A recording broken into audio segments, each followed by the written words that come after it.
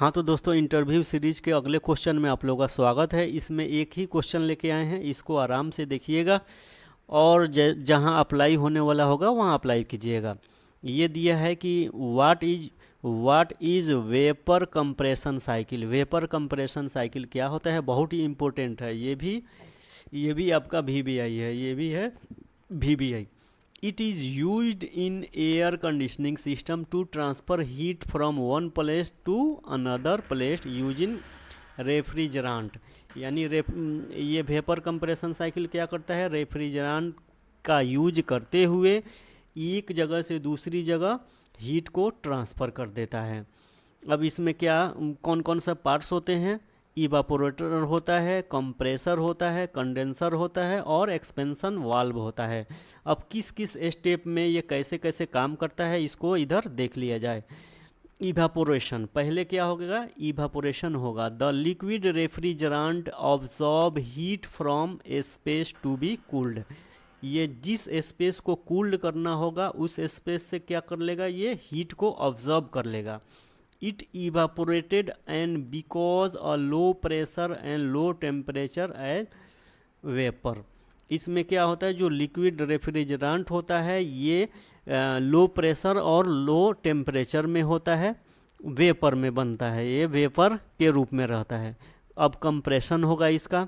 This vapour inter, अब ये क्या हो गया, ये रेफ्रिजरेंट लिक्विड के रूप में रहता है तो यहाँ पे इवेपोरेशन हो गया यानी वेपर बन गया। वेपर बनने के बाद ये कंप्रेसर में गया।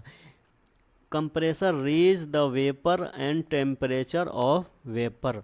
अब क्या करेगा, पहले ये तो लो प्रेशर और लो टेम्परेचर में था, उसके बाद ये कंप्रेशन जब होगा तो ये इसका टेम्परेचर और प्रेशर दोनों हाई हो जाएगा। उसके बाद कहाँ जाएगा, ये जाएगा कंडेंसर में।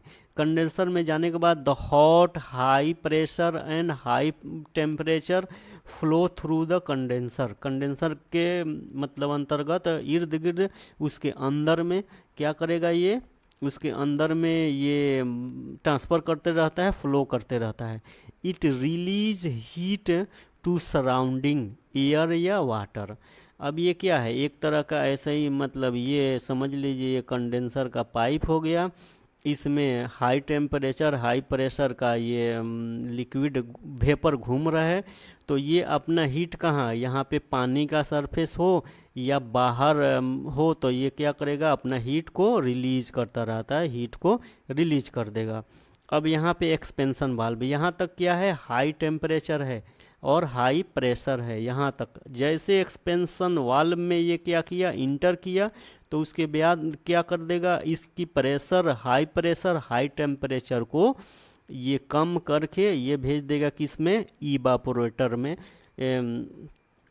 फिर वापस वहाँ पे भेज देगा कूलिंग एरिया से होते हुए।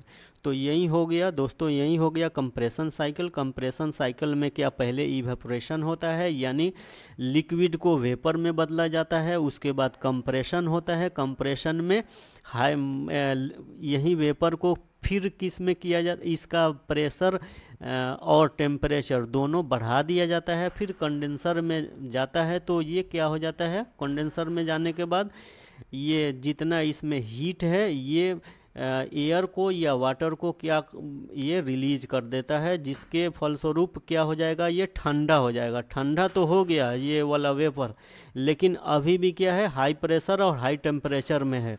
तो उसके बाद किस में आया, एक्सपेंशन वाल्व में। एक्सपेंशन वाल्व का मेन काम है कि हाई प्रेशर और हाई टेम्परेचर को क्या कर देना, लो प्रेशर और लो टेम्परेचर में कर देना, जिसके कारण यहाँ पे जो आदमी कोई भी बैठा है तो ये क्या हो जाएगा, इसको ठंडी लगेगी, इसकी गर्मी भग गई।